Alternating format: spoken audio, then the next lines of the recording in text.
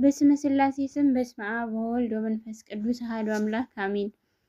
እንኳን ለፍቁረ እግዚእ ዮሐንስ ወሐዋርያ ወልደ ነጎድጓድ ዓመታዊ የፍልሰት በዓል በሰላም አደረሳችሁ አደረሰን። ቅዱስ ዮሐንስ ፍቁረ እግዚእ አምላካችን ኢየሱስ ክርስቶስ በቅዱስ ወንጌሉ እንደነገረን በመንግሥተ ሰማያት ታላቁ ሰው ወንጌላዊ ዮሐንስ ነው። ቅዱሱ ሐዋርያ ከዘብዴዎስና ከማርያም ባውፍልያ ተወልዶ በገሊላ አካባቢ አድጎ ገና በወጣትነቱ መድኃኔዓለምን ተከትሎታል። ቅዱስ ዮሐንስ ከሐዋርያት ቀድሞ ጌታን ከመከተሉ ባሻገር በምንም ምክንያት ከጎኑ አይጠፋም ነበር።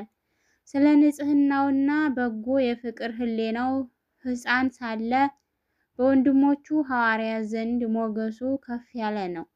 ጌታችንን እስከ እግረ መስቀሉ ድረስ በመከተሉ ድንግል እመቤታችንን ተቀብሏል። ከእርሷ ጋር ለ15 ዓመታት ቢቀመጥ መዝገበ ምስጢር ሆነ። እንኳንስ ከሰው ልጆች ይቅርና ከልዑላኑ መላእክት ማዕረጉ ከፍ አለ። ሰው ቢበቃ መላእክትን ሊያይ ይቻለዋል። ቅዱስ ዮሐንስ ግን መላእክት ሊያዩት ይከብዳቸዋል። ከፍጥረት ወገን ከእመብርሃን ቀጥሎ ክቡር እርሱ ነው። ቅዱስ ዮሐንስ በታናሽ እስያ ለሰባቱ አብያተ ክርስቲያናት መስበኩ ይታሰባል። ቅዱሱ ከጌታችን ዕርገት በኋላ ለ70 ዓመታት በዚህ ምድር ሲኖር አብዛኛውን ጊዜውን ያሳለፈው በኤፌሶን አካባቢ ነው። ሕዝቡን ወደ ክርስትና ለማምጣት በአፍም በመጽሐፍም ደክሟል። 3 መልእክታት ራእዩንና ወንጌልን ጽፎላቸዋል። ሕይወትን ስለሰበከላቸው በፈንታው ብዙ አሰቃይተውታል። ከእሳት እስከ ስለት እስከ መጋዝም በስተርጅና ደርሶበታል። እርሱ ግን በትዕግስቱ ገንዘብ አድርጓቸዋል። ቅዱሱ በኤፌሶን ይቺ ኤፌሶን የሚሏት ሀገር መገኛዋ በቀድሞው ታናሽ እስያ ወይ ያሁኗ ቱርክ አካባቢ ሲሆን ብዙ ሐዋርያት አስተምረውባታል። ያም ሆኖ የሚፈለገውን ያህል ለውጥ ያመጣች አልነበረችም እና ቅዱስ ዮሐንስ ሊሄድ ተነሳ። ከደቀ መዛሙርቱ መካከልም ቅዱስ አብሮኮሮስን ከ72ቱ አርድእት አንዱ ነው አስከትሎ እየጸለየ በመርከብ ላይ ተሳፈሩ። ሐዋርያት አበው መከረኞች ናቸውና ማዕበል ተነሳባቸው። በጥቂት አፍታም መርከባቸው በማዕበሉ ተበታተነች። ቅዱስ አብሮኮሮስ በስባሪ ላይ ተሳፍሮ ወደ አንዲት ደሴት ደረሰ። ግን ከንጹሑ መምህሩ ቅዱስ ዮሐንስ ተለይቷልና አለቀሰ። ፍቁረ እግዚእ ግን ያለ ምግብና ውሃ ማዕበለ ባህር እያማታው ለ40 ቀናት ቆየ። እርሱ በፈጣሪው ፍቅር የተመሰጠረ ነበርና አለመመገቡ አልጎዳውም። በ40ኛው ቀን ግን ደቀ መዛሙሩ ወዳለበት ደሴት ማዕበሉ አደረሰው። ሁለቱ ቅዱሳን ተፈላልገው ተገናኙ። እጅግም ደስ ብሏቸው ፈጣሪን አመሰገኑ። አምላካቸው ወደዚች ደሴት ያመጣቸው በጥበቡ ነውና ሲዘዋወሩ 2 ነገርን አስተዋሉ። አንደኛ የደሴቷ ሁሉም ነዋሪ የሚያመልኩት ጣዖት ነው። ሁለተኛ አብዛኞቹ ልዑላን ወይም የቤተ መንግስት ወላጆች ናቸው። ሮምና የሚሏት አንዲት ሴት ደግሞ እነዚህን ሁሉ እየመገበች ታስተዳድራለች። ቅዱሳኑ በቦታው በቀጥታ ትምህርተ ወንጌልን ቢናገሩ እንደማይቀበሏቸው ስለተረዱ ሌላ ፈሊጥን አሰቡ። እንዳሰቡትም ወደ እመቤት ሮምና ቤት ሄደው በባርነት ተቀጠሩ። ለእርሷም ድሮ የአባትሽ ባሮች የነበርን ሰዎች ነን ስላሏት ሁለቱን ቅዱሳን እሳት አንዳጅና ገንዳ ጣቢ አደረገቻቸው። ለሰማይ ለምድሩ የከበሩ እነዚህ ቅዱሳን የካዱትን ይመልሱ ዘንድ በባርነት ግፉን ተቀበሉ። የመከር ወይም የማሳመኛ ጊዜ ሲደርስም አንዳች አጋጣሚ ተፈጠረ። ቅዱሳኑ ዮሐንስና አብሮኮሮስ ወደ መታጠቢያ ቤቱ ሲገቡ ሰይጣን በውስጥ ኑሮ ደንግጧልና እወጣለሁ ብሎ ሲሮጥ የንጉሱን ልጅ ረግጦ ገደለው። ሮመናና የአካባቢው ሰዎች ከበው ሲላቀሱ ቅዱሳኑ ቀረቡ። ሮመና ገና በቁጣ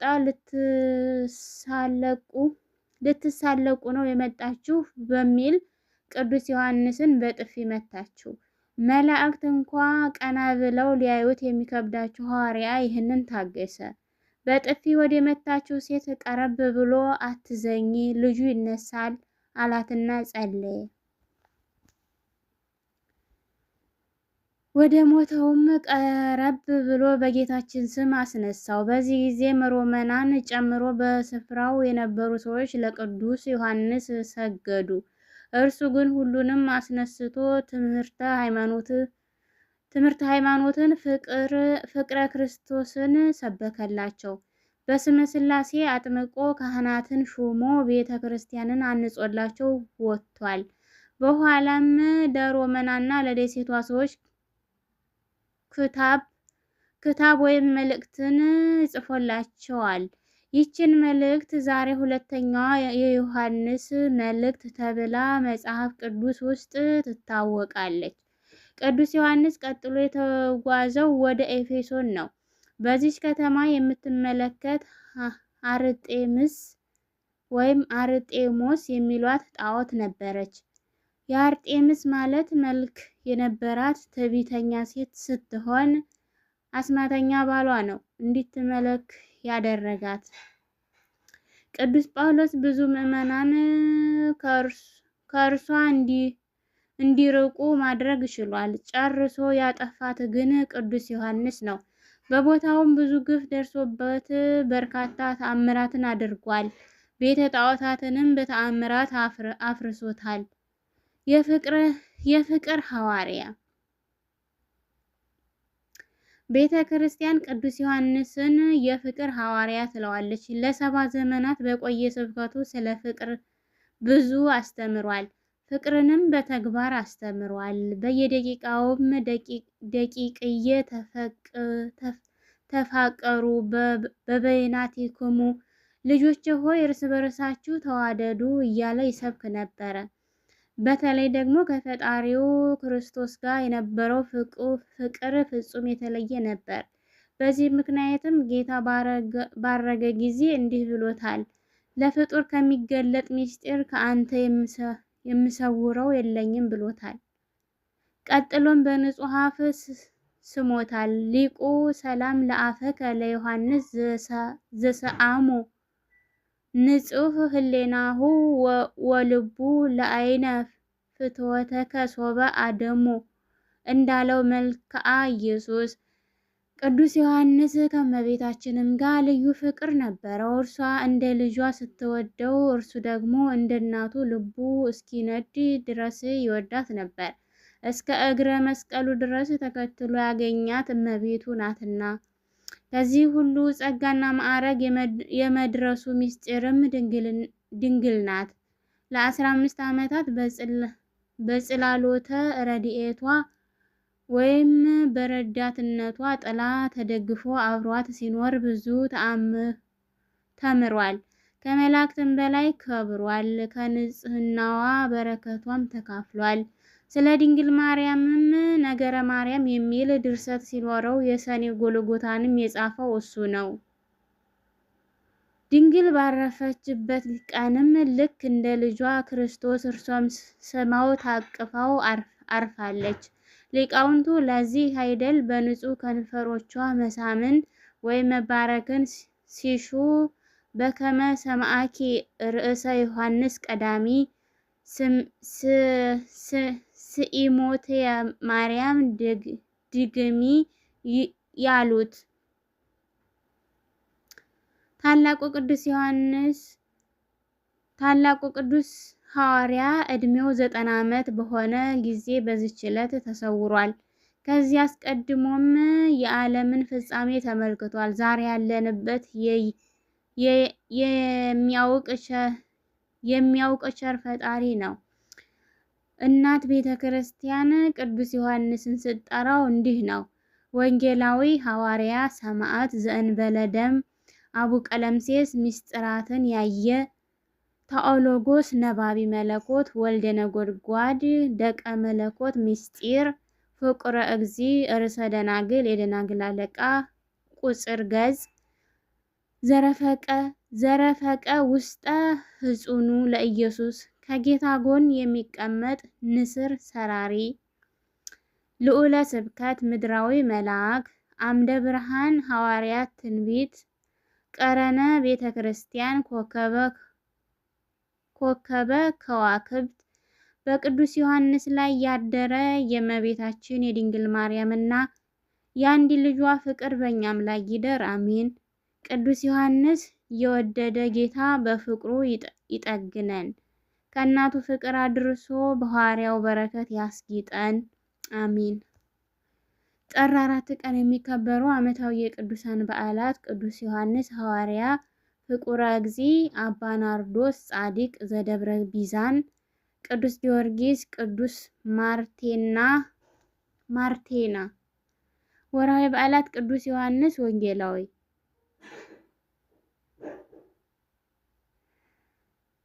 ቅዱስ እንድርያስ ሐዋርያ፣ ቅድስት ሶፊያ ሰማዕት፣ ቅዱስ ዮሐንስ ዘሐራቅሊ ሰማዕት። በጌታ ኢየሱስ መስቀል አጠገብ እናቱ የእናቱም እህት